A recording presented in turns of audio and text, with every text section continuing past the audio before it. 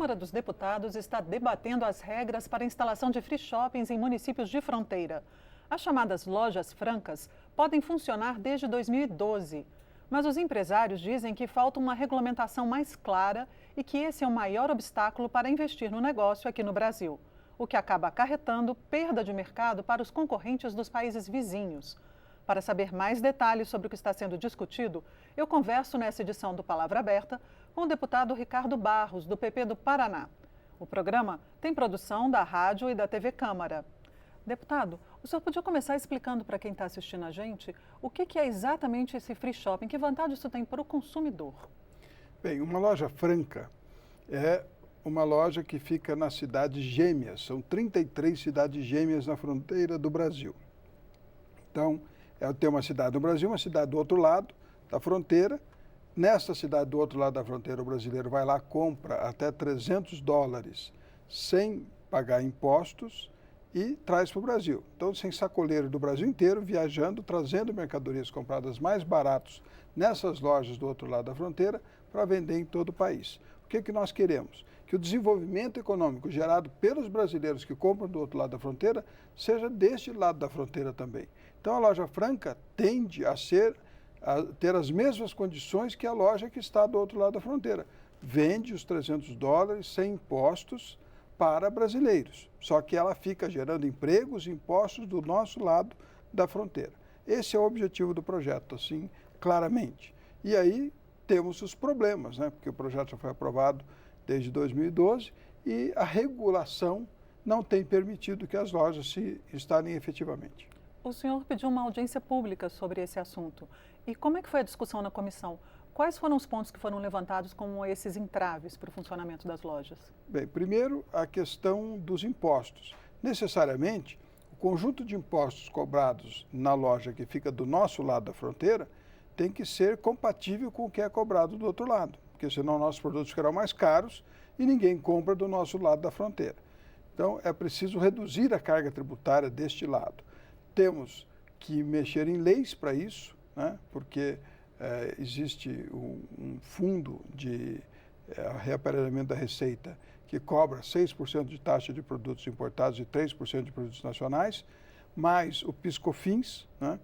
Que é mais uma tributação que é devida em todas as vendas feitas no território nacional, além de outros impostos. Então, nós precisamos reduzir a carga tributária. O SERPRO, que é o Serviço de Processamentos do Governo, do Senado Federal, ele desenvolveu um programa para que se faça a consulta se a pessoa tem ou não aquele limite no mês de $300 para comprar sem pagar imposto. E isso é feito online.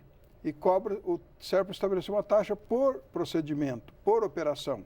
E eles pedem, os lojistas, que essas taxas sejam um percentual da venda, porque assim eles têm previsibilidade de quanto vão pagar sobre cada venda para este serviço de informatização e de controle da venda. Então, isso foi uma iniciativa da nossa audiência pública e as entidades vão fazer esta consulta à Receita para ver se pode mudar o modelo de pagamento. O senhor vê que tem algum outro ponto que precisa ainda ser trabalhado para isso ser atrativo para os empresários? Seriam, então, as mudanças na legislação dos impostos tributária e essa mudança na regulação do SERPRO, da forma de cobrança. Da cobrança. taxa de cobrança do SERPRO e também na lista dos produtos que são autorizados a serem vendidos em lojas francas. Porque a Receita baixou uma portaria dizendo quais produtos podem ou não ser comercializados nessas lojas, mas não é muito claro, né? Tem coisas que o comerciante não sabe se está ou não incluído naquela lista. E quando você faz uma consulta para perguntar se está ou não, leva 180 dias para ser respondido. Então, fica todo mundo inseguro em como fazer a conta da viabilidade dessas lojas. Ali nessas lojas vende-se muita lembrancinha, chaveirinho, camiseta, lembranças de um país vizinho que você visita. Então, também a taxa do SERPRO cobrada por consulta, ela encarece esses produtos que são baratos. Por isso, o pedido de ser um percentual da venda global, que para o SERPRO tanto faz, ele tem uma estimativa de número de operações e tem uma estimativa de valor de venda. Ele faz a conta dele sob a estimativa do valor de venda. Eu acho que isso será respondido positivamente e acho também que a outra decisão que foi tomada na audiência pública de pedir que a portaria seja mais clara, mais efetiva em dizer o que pode e o que não pode ser vendido, também será respondida. Depois, a questão de impostos, nós temos que brigar aí na reforma tributária, quem sabe fazer um capítulo especial para essas lojas francas e colocar uma tributação nelas que permita que sejam competitivas com preços do outro lado da fronteira.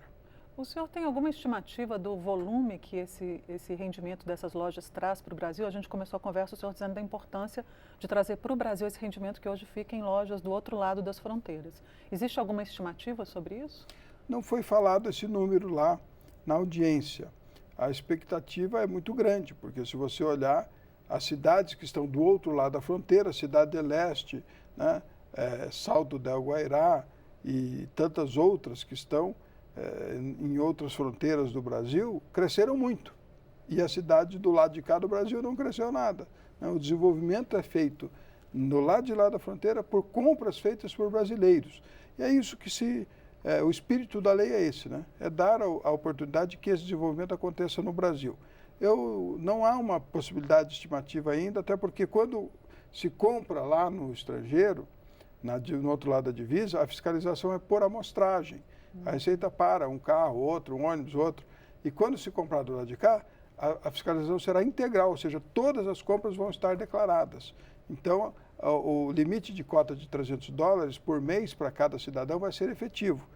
Quando é do outro lado, ele pode comprar mais do que os 300, ou pode comprar mais vezes e só será fiscalizado por amostragem. Então, obviamente, não temos uma estrutura para fiscalizar todos que passam pelas nossas fronteiras. Deputado, existe algum tipo de resistência a esse movimento desses empresários, a essa regulamentação mais precisa?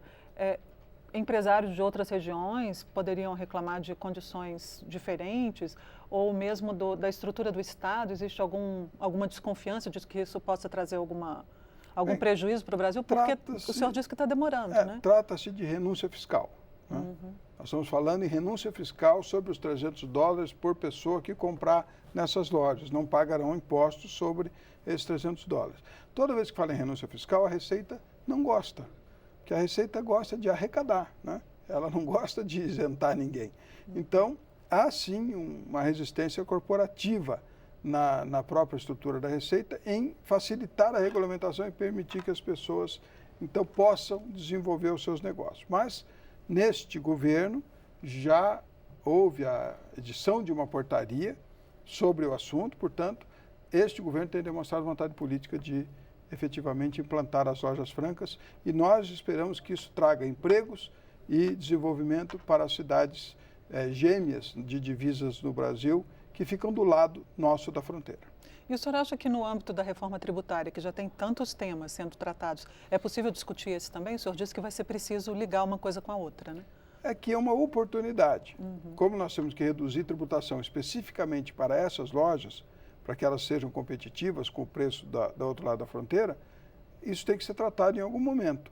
Já estamos trabalhando na reforma tributária, talvez seja mais fácil incluir um capítulo sobre isso do que um projeto novo de lei tramitar sobre esse assunto. É uma das coisas que foi ventilada pelos parlamentares que estiveram lá nesta reunião.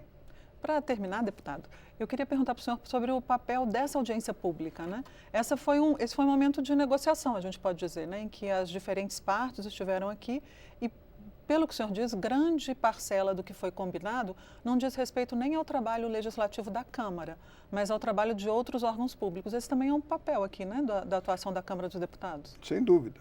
Nós temos aqui a prerrogativa, através dos projetos de decreto legislativo, de anular decisões do Executivo. Um decreto, uma portaria, nós podemos cancelar através de um decreto legislativo. Então, nós temos sim a fiscalização sobre o Executivo, mas nesse caso nós estamos apenas tratando de criar uma boa vontade, colocar as partes interessadas, os empresários, os prefeitos das diversas cidades que compareceram à audiência, secretários de Estado, porque tem a tributação estadual também a ser discutida, né, em debate franco com com a Receita, com o SERPRO, com o Conselho Nacional de Secretários de Fazenda, porque tudo isso tem que ser arrumado dentro da legislação e das regras infralegais, né, que são portarias, normas, decretos, e que, às vezes, a comunicação não estava sendo adequada. Então, quando a gente abre um debate amplo, né, televisionado, onde todos podem participar, recebemos várias perguntas pela internet, nós podemos permitir que aquele funcionário público que está lá diante do SERPRO, diante da Receita, ele possa entender claramente, no mundo real, na prática, qual é a dificuldade que o empresário está tendo para fazer cumprir a lei que aprovou as lojas francas. Obrigada, deputado. Eu conversei sobre a instalação de free shoppings em municípios de fronteira com o deputado Ricardo Barros, do PP do Paraná. Assista esta e outras edições no site câmara.leg.br/TV. Eu sou Cláudia Lemos e agradeço a sua audiência. Até mais.